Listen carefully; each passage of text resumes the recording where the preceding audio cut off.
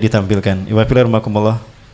Dr. Ahmad Khan pada tahun 2002, ya tanggal 2 Januari, beliau menemukan bahwa di dalam tubuh kita ada ayat Al-Quran 30 juz. Lupakah kita kalau tubuh kita ini mengisyaratkan tanda-tanda kebesaran Allah? Lihat telapak tangan kita, Iwafillah. Telapak tangan kita ini membentuk lafaz Allah sebetulnya. Alif, lam, lam, ha. Betul? Ya, lihat telapak tangannya, lafaz Allah. Dan ketika kita lihat telapak tangan kita bagian dalam, ya kalau tadi bagian luar, ini bagian dalam. Di sebelah kanan kita ada angka 18 Arab, betul? Perisa, barangkali sama. Yang beda alien tuh. Baik, angka 18 Arab. Yang ini 81 Arab. Jumlahkan 18 dengan 81. 99 Asmaul Husna, menjelaskan nama baik Allah. Allah belakangnya Asmaul Husna. Subhanallah. Nah, ini Dr. Ahmad Khan. Beliau pada tahun 2002 menemukan ada sebuah pernyataan teori dari orang barat. Orang-orang barat setahu saya sampai hari ini mereka masih berpegang pada teori mereka bahwa di dalam tubuh kita ada sebuah jenis DNA yang tidak berfungsi dalam metabolisme tubuh kita, baik sistem fisika ataupun sistem kimia, anabolisme ataupun katabolisme. Tapi karena jumlahnya banyak dan tidak memiliki fungsi dalam metabolisme ini, mereka langsung menyimpulkan junk DNA, sampah. Ya, saya baru ngerti kalau junk itu artinya sampah.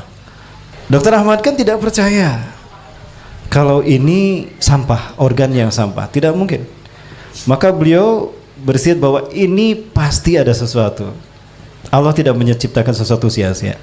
Nah, Iwabillahiwakumullah, tahun 2002 beliau melakukan penelitian pada Isa. Salat 2 rakaat dia berdoa pada Allah. Allahumma arinal haqqa haqqan warzuqna ittiba'ah wa arinal batila batilan warzuqna ijtinabah. Ya Allah, perlihatkan kepadaku kebenaran dalam wujud kebenaran yang sesungguhnya dan tampakkan kebatilan dalam wujud kebatilan yang sesungguhnya. Beri aku kekuatan untuk mengikuti kebenaran dan menjauhi kebatilan. Satu persatu dia mengambil sampel DNA jang, kata orang barat, sampah tadi, masukkan pada gelas objek, kasih serum, masukkan ke ruang kan ini computerized ya, lalu tampil dalam screen ya, dilakukan pembesaran berkali-kali.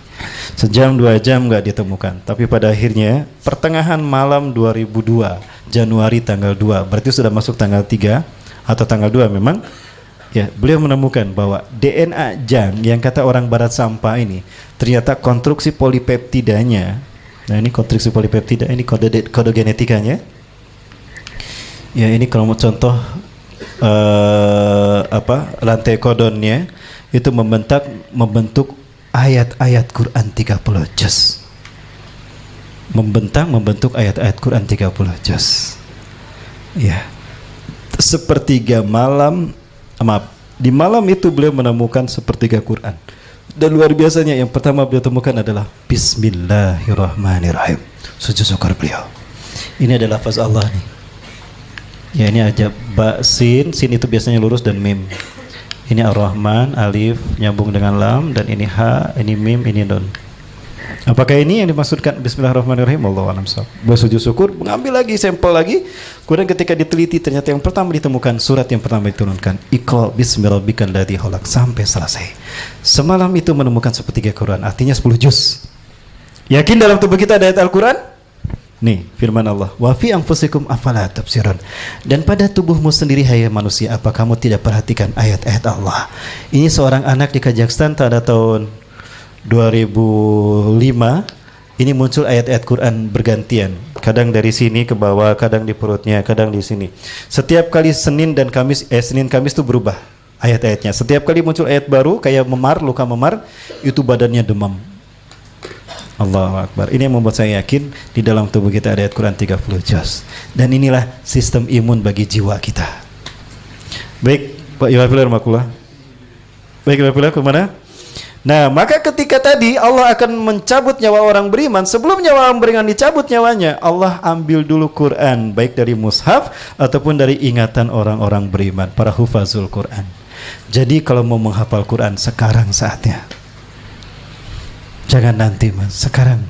Karena akan tiba saat di mana hafalan Quran akan dicabut dari ingatan kita. Hatta dari orang yang hafal 30 juz. Maka ketika sholat berlangsung, orang-orang gak bisa ngingetin. Mau ngingetin pun sama-sama lupa. Maka sholat itu dilaksanakan, diselesaikan tanpa satu ayat pun dibaca. Begitu salam, imamnya berkata, kenapa kalian tidak mengingatkan saya? Aku lupa surat Al-Fatihah. Aneh, ini seumur hidup saya baru terjadi kali ini.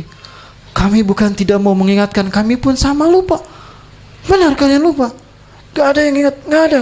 Lari mereka mengambil mushaf Quran. Ketika dibuka, Qurannya sudah kosong. Bersih, tidak ada satu huruf pun. Dan pada saat itu orang-orang yang akan melaksanakan ibadah umroh dan haji pun mereka kebingungan. Kenapa? Ka'bah sudah diangkat dari pondasinya, dari tempatnya. Keanehan demi keanehan itu terjadi. Maka di saat itulah kemudian Allah beramai-ramai mencabut nyawa mereka dengan angin ilyin tadi. Subhanallah. Itulah ending ending dari kehidupan kita di alam fana ini.